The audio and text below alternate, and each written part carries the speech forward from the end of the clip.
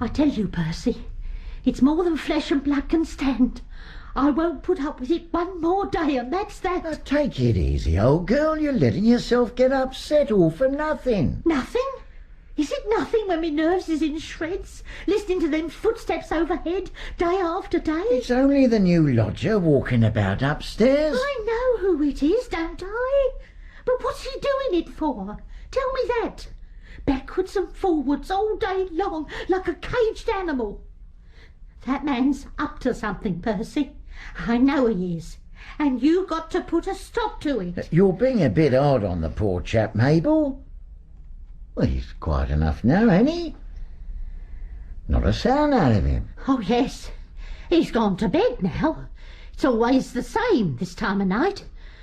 But he's on the go all day, when you're out at work. And it's driving me balmy. Be reasonable. There's no law against a chap walking about, is there? It's not as if he's doing you any harm. Shh. Do you hear that? He's off again. Well, maybe he is, but it's no reason. Go up and tell him he's got to stop, Percy. Show him who's master in this house and say you won't stand for it no more. Well, what are you waiting for? Well, I just can't... Here now. He's gone back to bed. I can't very well tell him to stop when he's stopped already, can I? Oh, I might have known you'd wriggle out of it. All right. If you're not going to do nothing, I know someone as will. What do you mean? Who? Mr. Sherlock Holmes. That's who. First thing tomorrow morning, I'm going straight to Baker Street.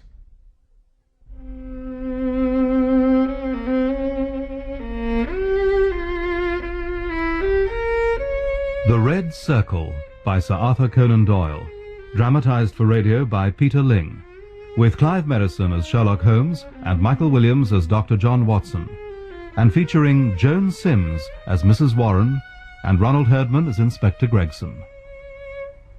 The Red Circle.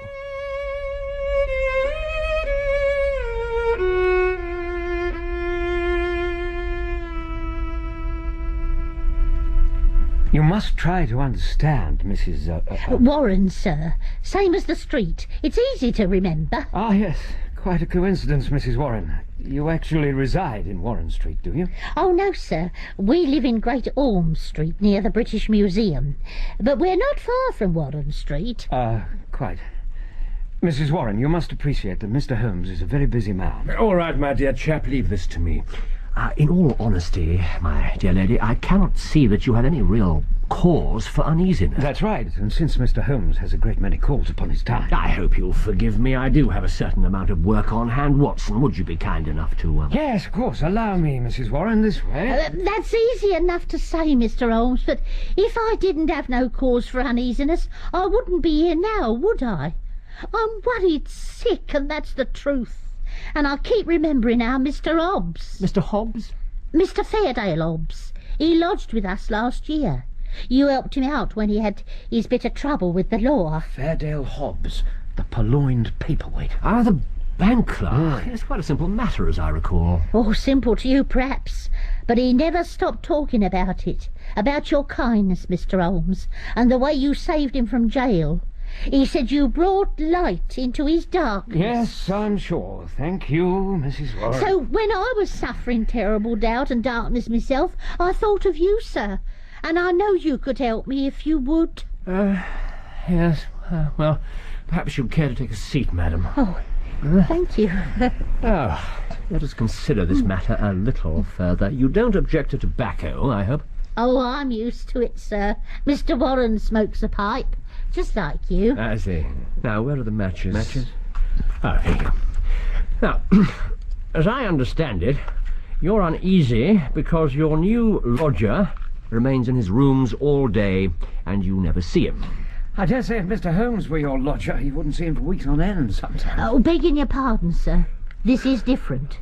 It frightens me, Mr. Holmes. I can't sleep at night for lying awake thinking about it. It's all right for Mr. Warren. He's out at work all day. But I'm alone in the house with that man, and I want to know what he's up to. What's he done? What's he hiding for? I tell you, it's driving me off my head with worry. Now try to relax, dear lady. Just sit back in the chair. Right back. Huh? Now rest your head upon that cushion. And let us consider the situation calmly and peacefully. Now take your time. Try to remember everything you can about this man. Even the smallest detail may be essential. Huh? Good. Now, to begin at the beginning. He arrived when? 10 days ago, sir. And he paid me a fortnight's board and lodging in advance. Those are the usual terms, I take it. Yes, sir. The usual terms is 50 bob a week, all in. He's got the small sitting room and bedroom on the first floor, self-contained, as you might say, right above my kitchen. More's the pity. I must say that seems very reasonable. 50 shillings a week. Yes, sir. Only he says to me, I'll pay you £5 a week, he says, if I can have it on my own terms. £5? What did he mean by his own terms? He was to have a key of the house. Well, that's fair enough. Our lodgers generally do. And he was to be left entirely to himself, never to be disturbed, not on any account. Well, there's nothing so very extraordinary in that, surely. Well, not within reason, no, sir. But this is beyond any kind of reason. He's been there now for 10 days, and neither me nor Mr. Warren has set eyes on him. And except for the very first night, he's never once gone out of the house. Ah, he left the house that night, did he? Yes, sir, and come back very late after we'd gone to bed. He told me when he took the rooms that he'd probably be late, and asked me not to bolt the front door. It was after midnight when I heard him come in. What about his meals? I presume he must eat occasionally. Well, that's something else he was very firm about. Meal times he always rings his bell, then I have to leave the tray on a chair outside his door.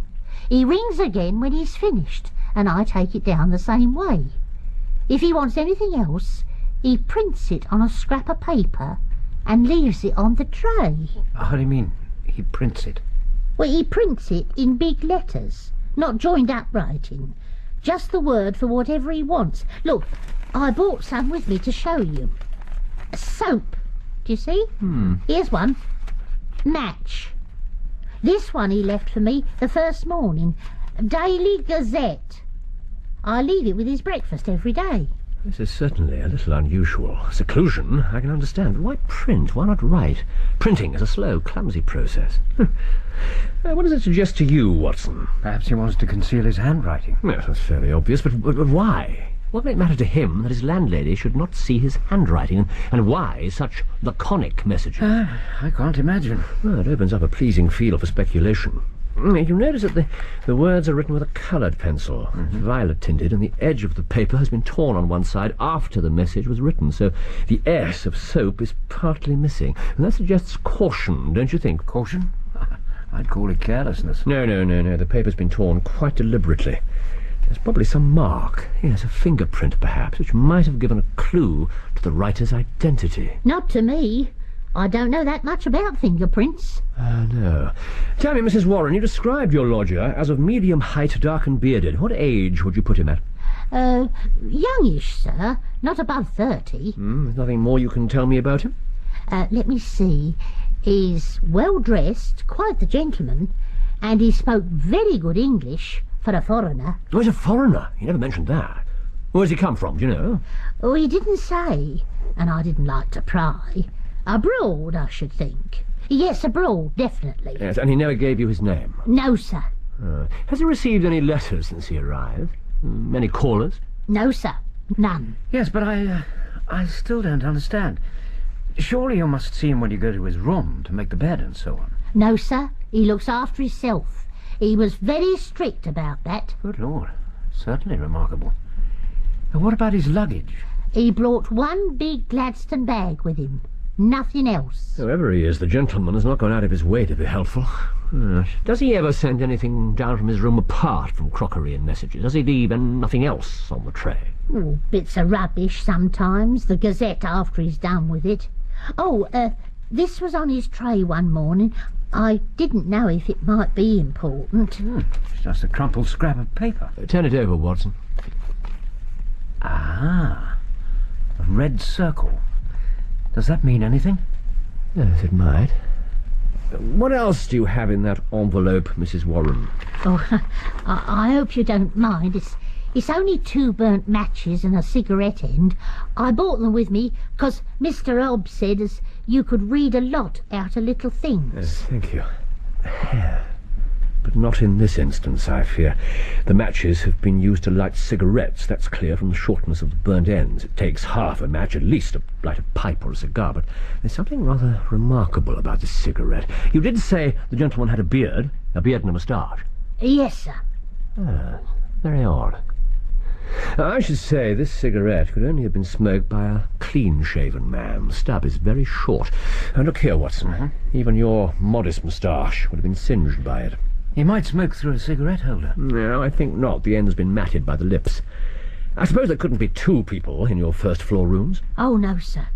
As it is, he eats so little, I wonder at it. Just pecks at his food, he does. Well, it is an interesting puzzle. Well, I fear we must wait until you can give us a little more information. In the meantime, I don't think you've much to worry about. You've been well paid, and though your lodger is certainly eccentric, he's not giving you any trouble. If he chooses to lie low, well, it's nobody's business but his own. Oh, sir, you mean to say you won't do nothing? Have no fear. I have taken up this matter, and I won't lose sight of it. Return immediately if anything fresh occurs. If you need me, I shall be at your service. Oh, thank you, sir. And you too, sir. Oh, don't mention it. Allow me to see you out. Well, Watson? I took her to the corner and she caught a bus to Bloomsbury. We talked a little more, but nothing new emerged. So, have you reached any conclusions about this intriguing riddle? Any theories? Well, there's certainly some points of interest. I must say it all strikes me as pretty trivial. Yes, possibly. We may be dealing with an individual who has a reclusive personality and an obsessive character. On the other hand, the truth may lie deeper. I say, Holmes, had it occurred to you that the lodger at Great Orme Street may not be the same man Mrs. Warren met originally? My dear chap, you take the words out of my mouth. How did you reach that conclusion? I suppose it was a cigarette end, really. Chap with a beard couldn't have smoked it. Quite so. And any other reason, apart from that? Well, he went out immediately after he'd taken the room and came back very late that night when nobody was about. Someone else could have taken his place. Yes. And don't overlook the fact that the man who paid the rent in advance spoke English well, whereas the one who printed those little notes used the words match when it should have been matches. Oh, yes. There is that, of course. Yes, I imagine the word was taken from a dictionary, which would give the noun in the singular, not the plural. The terseness of the notes might conceal the lack of fluency in English. Yes, but having said all that, what's the point of it? Why should one man book the room and another one move in? Yes, well, therein lies our problem. But we have one obvious line of investigation. While you were escorting Mrs. Warren, I was studying the personal column in today's Daily Gazette. Luckily, we need only concern ourselves with one particular newspaper. Personal column? It's an exhaustive catalogue of groans, cries, and grievances, an invaluable hunting ground for students of human nature. Now, we know the gentleman in question is alone, without callers or correspondence. How else is he to receive messages from the outside world? Now, cast your eye over these cris de coeur, Watson, and tell me if anything strikes you. A lady with a black feather boa at Prince's Skating Club. I think we might pass over that one. Surely Jimmy will not break his mother's heart. Touching but irrelevant. If the lady who fainted on the Brixton omnibus... No. This one, look here. High red house with white stone facing, 3rd floor, 2nd window left, tonight, G. Huh? Well, Watson, what do you suppose that means? To me, nothing whatever. But it might mean a great deal to Mrs. Warren's lodger. She told us that the gentleman moved in 10 days ago. Now be so good as to ask Mrs. Hudson where she keeps the newspaper she uses for lighting the fires, and try to retrieve as many gazettes as you can for the past fortnight. Well, what do you expect to find? We're on the trail of the elusive G, my dear fellow. The hunt is up. Mabel? Is that you? Percy? Where are you? In here. In the kitchen. Whatever are you doing out at this time of day? They haven't gone and give you the push, have they? Oh, Percy.